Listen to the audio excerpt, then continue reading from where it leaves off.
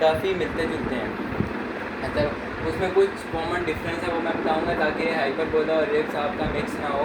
तो हाइपरबोला शुरू करते हैं, शेप से शुरू कर लेते हैं। हाइपरबोला होता कैसे है? हाइपरबोला ऐसे होता है, इसके अंदर भी एलिप्स की तरह दो एक्सिस होते हैं, एक मेजर एक्सिस एक माइनर एक्सिस। मेजर एक्सिस वो होता है जिसके ऊपर हाइपरबोला बना होता है, माइनर एक्सिस वो होता है जिसके ऊपर हाइपरबोला नहीं बनता, जो परपेंडिकुलर टू मेजर एक्सिस होता है। इसके मेजर एक्सिस और माइनर एक्सिस का थोड़ा नाम डिफरेंट नाम है। इसके मेजर एक्सिस को कहते हैं ट्रांसवर्स एक्सिस,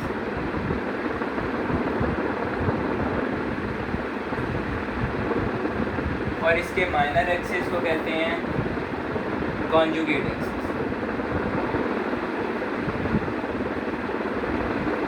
हाइपरबोला और एलिप्स के अंदर जो इक्वेशन का फ़र्क है ना, इक्वेशन का फ़र्क वो सिर्फ इतना है कि इसके किसी एक कंपोनेंट के साथ माइनस आता है। फॉर एग्जांपल हमने जो एलिप्स की इक्वेशन पढ़ी थी वो ये थी y² by b² equals to 1। इसके और हाइपरबोला के अंदर जो सिंपल सा एक फ़र्क है वो ये है, इस प्लस की जगह माइनस आ जाएगा बस, और इसके अंदर कोई फ़र्क नहीं है। अब ये माइनस शिफ्ट भी हो सकता है, ये माइनस y के साथ भी आ सकता है, x के साथ भी आ सकता है। अब इस शिफ्ट होने पे इसकी कंडीशंस चेंज होती हैं। वो कंडीशंस क्या चेंज होती हैं वो भी मैं बताता हूँ। फॉर एग्जांपल अगर x के साथ माइनस है तो इसका माइनर एक्सिस x होगा, मतलब वो हाइपरबोला ऐसे बनेगा, ऐसे। ये फ़र्क है इसके अंदर और उसके अंदर। जिस कंपोनेंट के साथ माइनस आएगा वो कंपोनेंट्स का माइनर एक्सिस होगा। फॉर एग्जांपल अगर इसके साथ माइनस था तो हमारे पास ये बना था। अब अगर कोई क्वेश्चन आ जाता है, फॉर एग्जांपल ये क्वेश्चन आ गया -x² by a² minus y² by b² equals to 1, बच्चे कंफ्यूज हो जाएंगे, बोलेंगे दोनों के अंदर माइनस है, हो सकता है ये हाइपरबोला हो। लेकिन ये हाइपरबोला नहीं है, ये मेन चीज़ है, ये हाइपरबोला नहीं है, ये है एलिप्स, ये है एलिप्स। ये क्वेश्चन आता है एनईटी के अंदर, ये नोट कर लो, ये एलिप्स है, ये हाइपरबोला नहीं है। ठीक हो गया? ये कुछ मैंने बता दी चीज़ें कि ये इसकी कंडीशन होती हैं हाइपरबोला जज करने की। और हाइपरबोला जज करने के लिए क्या क्वेश्चन आ सकता है? क्वेश्चन आता है इसेंट्रिसिटी का। Eccentricity E should always be greater than equal to 1, हमेशा ग्रेटर देन 1 होएगी, ग्रेटर देन 1, सिर्फ ग्रेटर देन 1 इसकी इसेंट्रिसिटी। इसेंट्रिसिटी का हमें फॉर्मूला आता था जो हमने पिछले लेक्चर में किया। इसेंट्रिसिटी का फॉर्मूला था E equals to C by A। ये किया है ना, इसके अंदर हम C निकालते थे कैसे, C² equals to A² minus B²। लेकिन हाइपरबोला के अंदर ये फॉर्मूला चेंज हो जाएगा। हाइपरबोला के अंदर ये फॉर्मूला चेंज होके इधर बस आ जाएगा प्लस, और कोई फ़र्क नहीं। छोटे छोटे फ़र्क हैं, याद भी हो जाएंगे प्रैक्टिस करने से। हाइपरबोला के अंदर इधर प्लस आता है। ठीक है, अभी हम कुछ क्वेश्चंस के साथ शुरू करते हैं ताकि जो चीज़ें मैंने कराई हैं वो आसान लगें आप लोगों को, फिर मैं कुछ और फ़र्क बताऊंगा साथ साथ। तो आज के लेक्चर के अंदर सिर्फ हाइपरबोला करेंगे, फिर पैराबोला और सर्कल अलग कर लेंगे।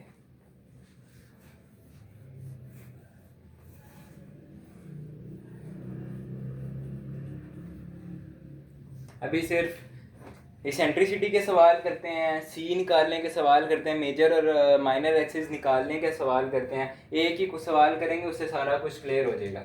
x² by 9 minus y² by 4 equals to 1। अच्छा, इसके अंदर जो एक चीज़ होती है ना, जो हमने एलिप्स में पढ़ा था कि a हमेशा ग्रेटर देन b होता है, इसके अंदर वो चीज़ नहीं होती। इसके अंदर a छोटा भी हो सकता है b से, a इक्वल भी हो सकता है b के।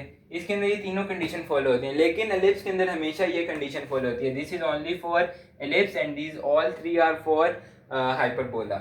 अब इसके अंदर हमें क्या पता चल रहा है? इस इक्वेशन से हमें पता चल रहा है कि माइनस है y के साथ, तो इसका मतलब जो माइनर एक्सिस है, कॉन्जुगेट एक्सिस इसको हम कहते हैं, conjugate axis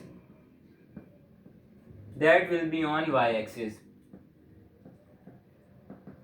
and the major axis that is called transverse axis, that will be on always on x axis, because the x axis x component has the positive sign. The component with the positive sign will always be the major axis. The major axis of hyperbola is called transverse axis.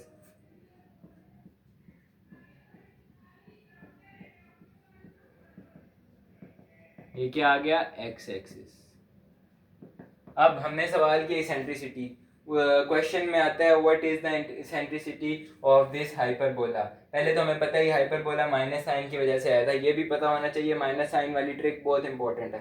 फिर उसने बोला what is the eccentricity of this equation. तो पहले हमने निकाले सी. अब सी के अंदर वो गलती नहीं करनी कि हम पहले हमने सी का माइनस वाला पढ़ा था, माइनस वाला तो माइनस लगा देंगे. गलती हो जाती है पेपर के अंदर, समझ नहीं लग रही होती तो बच्चे कर देते हैं. हमने हमेशा देखना है ये कौन सी इक्वेशन है हाइपरबोला की, तो प्लस आएगा अंडर रूट के साथ. अब आ गया 9 + 4, ये हो गया अंडर रूट 13. ये आ गया सी. सी आ गया हमारे पास. अब हमने इसको सेंट्रिसिटी के लिए फॉर्मूला लगा देना है, C/A. ये हो गया अंडर रूट 13/9. अच्छा, इसके अंदर A हमेशा वहाँ पे होगा, the component with the positive sign contains the A value. अगर इधर हम प्लस लगाते इधर माइनस लगाते ना, तो हम बगैर इस चीज़ के कौन सा बड़ा है कौन सा छोटा है, we will just go for the number that is with the plus sign, that will be A and the negative sign will be B. ये भी मैंने सवाल करा दिए जो अभी तक मैंने पढ़ा था. अभी हम मेन कंपोनेंट्स ऑफ हाइपरबोला शुरू करेंगे. वही कंपोनेंट, वो कंपोनेंट्स भी इंपॉर्टेंट है. एक ट्रिक मैंने जो उस एलिप्स के अंदर बताई थी टेंजेंट निकालने की, वो ट्रिक इसमें भी यूज़ होती है. फॉर एग्जांपल वो पहले वही ट्रिक रिवाइज कर लेते हैं. मैंने वो ट्रिक बताई थी, अगर टेंजेंट आ जाए इक्वेशन के ऊपर, फॉर एग्जांपल x²/9, यही इक्वेशन कर लेते हैं, y²/4 = 1. ठीक है. वो कहता है कि हमने इक्वेशन बनानी है एलिप्स की इस पॉइंट के ऊपर. हमने क्या करना है, हमें इक्वेशन बनानी है टेंजेंट की इस पॉइंट के ऊपर. जो ट्रिक थी उसके अंदर हम इसको रिप्लेस कर लेते हैं x1 y1 इसके साथ. अभी मैं करके दिखाता हूँ. x1 x/9 - y1 y/4 = 1. इधर जो पॉइंट्स गिवन है वो डाल दो. 2x/9 1 माइनस है यहाँ पे, -1/4 = 1. ये आ गया. इसको सिंप्लीफाई कर लो, हमारी आ जाएगी टेंजेंट इक्वेशन ऑफ टेंजेंट. ठीक है. ये ट्रिक बस याद रखनी है, ये कहीं पे भी अप्लाई हो जाती है, हर कॉनिक के अंदर ये अप्लाई हो जाती है ये वाली ट्रिक. अब हम कंपोनेंट्स की तरफ चलते हैं. टाइम ज़्यादा वेस्ट नहीं करना, कम टाइम है. एनईटी वैसे तो महीने तक जाएगा एनईटी, तो आप लोगों ने अभी डेट सेलेक्ट नहीं करनी. रजिस्ट्रेशन सारे करा लो, डेट तब सेलेक्ट करेंगे जब हमारा कोर्स कंप्लीट हो जाएगा. अब उसने कहा है कि ये एक इक्वेशन, नहीं पहले कंपोनेंट्स कर लेते हैं ना. डायरेक्ट्रिक्स की इक्वेशन इसके अंदर भी सेम होती है जैसी उसके अंदर हमने पढ़ी थी एलिप्स के अंदर. कोई फ़र्क नहीं, वो हमने पढ़ी थी A²/C प्लस माइनस के साथ बस. ठीक है.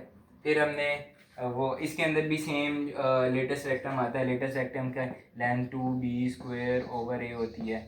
सॉरी, ये मैंने गलत लिख दिया शायद. डायरेक्ट्रिक्स की ये इक्वेशन नहीं होती, मैं सही कर लेता हूँ.